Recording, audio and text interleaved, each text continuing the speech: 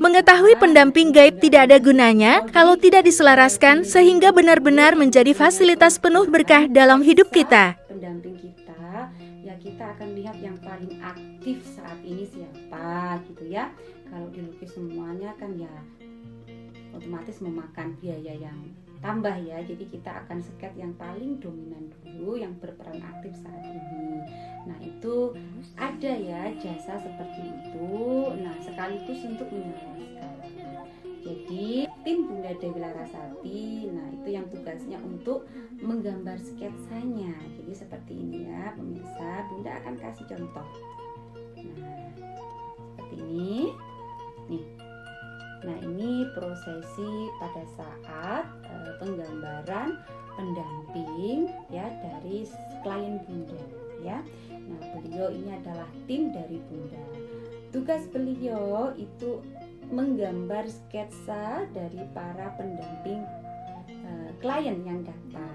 Nah, dengan persyaratannya tentunya nama ya, nama lengkap. Kalau bisa sama nama orang tuanya, sama foto, biar kita bisa tersambung dengan energi pendamping tersebut ya pemirsa, biar bisa dilukis. Kadang pun harus tempo dulu ya, karena kan ya kita harus menyamakan frekuensinya dulu, mendapatkan izin dulu dari pendamping klien untuk melukis mereka. Karena gimana ya, mereka itu kadang juga ada yang ogah-ogahan ya. Nah ada juga yang sangat antusias karena mereka itu sebenarnya kalau nggak bisa tersambung dengan kitanya atau tuannya, mereka kan juga pengen ya tersambung, banyak pesan yang ingin disampaikan. Nah seperti ini. Nah ini prosesinya. Nah yang terlukis di sini, nah ini gambarnya ini Pangeran Sambernyawa ya. Ini Pangeran Sambernyawa. Nah ini naga, ini naga bumi ya. Jadi Pangeran Sambernyawa ini mempunyai anak turun ya, punya anak turun. Jadi orang tuanya, leluhurnya itu ada keturunannya masih darah biru ya. Nah, kemudian meninggalkan. Nah Pangeran Sambernyawa ini mempunyai kesaktian wujudnya seperti naga, itu naga bumi ya. Nah kemudian setelah leluhurnya meninggal, nah kemudian kan ada banyak anak turunnya ya, yang terkini, yang terbaru ya, itu DNA-nya yang identik ya dari klien saya tersebut gitu ya. Nah karena klien saya itu juga nggak begitu, karena anak zaman sekarang itu ya nah itu dianggap halu, dianggap nggak masuk akal, tapi karena sesuatu hal maka tersambung dengan kami dan digambarkan ya, ternyata memang benar ada keturunan secara darah lah ya dengan Pangeran Sambernyawa, masih turun 7 gitu ya. Nah di situ ada pesan ya. Jadi si anak ini sebenarnya potensi untuk masalah keduniawian, kekayaan itu besar ya. Kalau naga bumi itu biasanya orang yang dinaungi energi naga, nah itu ya harus kaya-kaya, jadi orang besar gitu ya.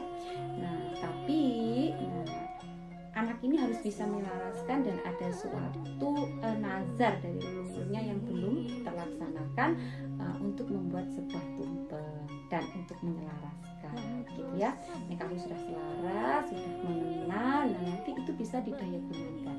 Nah akan terjadi suatu peningkatan perekonomian, tapi bukan kayak harta karun ya, tapi intuisi, inspirasi, dan akan jadi daya tarik. Anak itu mungkin nanti digandeng orang yang berpotensi, diajak kerjasama dan lain sebagainya, sehingga anak itu bisa sukses melebihi saat ini.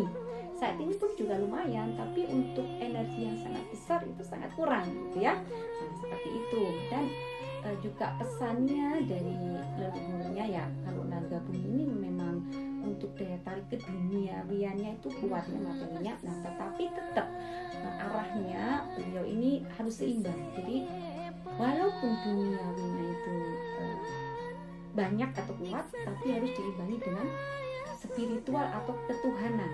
Nah lalu di situ akan langgeng kejayaannya, kaya rayaannya penuh berkah. Nah itu diperlukan seorang guru spiritual pembimbing agar anak ini bangkit spiritualnya dan nanti bisa mandiri. Nah baru nanti kalau sudah mandiri nggak ketergantungan dengan guru pembimbingnya, nah, itu bagus karena memang kita itu tidak boleh ketergantungan dengan yang di luar diri kita, misal kayak guru spiritual ya, nggak boleh.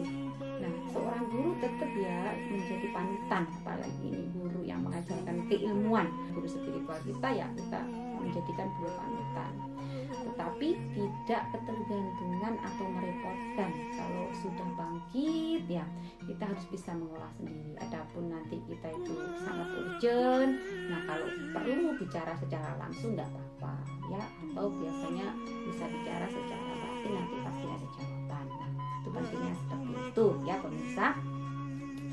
Nah, dan untuk mengetahui sketsa atau kodam pendamping itu ya harus plus dengan penyelarasannya. Jadi buat apa pemirsa kita tahu, misalnya harus tahu sebenarnya ya. Nah, karena itu kan memang bagian dari diri kita yang nggak bisa dibuang ya, nggak bisa dibuang.